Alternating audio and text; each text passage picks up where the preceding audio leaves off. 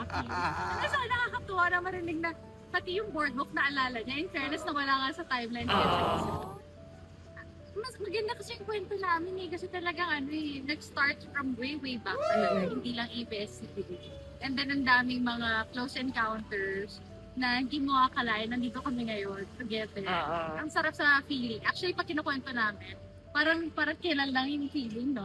Oo. Para sa Kasi akin. like kunyari sa walang hanggan talaga. Nagsimula kami, hindi kami okay. Talaga sinusungitan siya. Kasi nga feeling ko sa kanya na parang yumabang. Para Clara, dahil sikat na sikat sila. Sabi ko, parang masyado itong party girl, gano'n. Kasi gano'n yung dating. Eh ako kasi medyo, makaluma eh. Nandun ako sa laging, gusto ko professional, maayos ang trabaho. Siya feeling ko happy.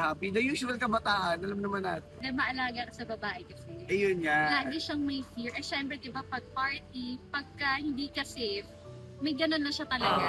So Oo. parang feeling niya, lagi ako hindi safe. Eh nung nagsisimula kami sa kanya, sobrang sumit ko talaga sa kanya.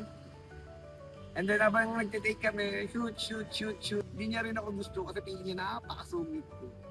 And then every time na nag-eksena kami, lagi ko siyang kinukorek. Kasi sabi ko, oh, Jesus, hindi ko nararamdaman yung eksena namin kasi galit na galit.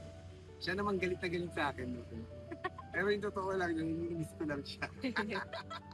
Ayan na, sinabi niya na, inamin niya na. May papaparty na ako sa kanya.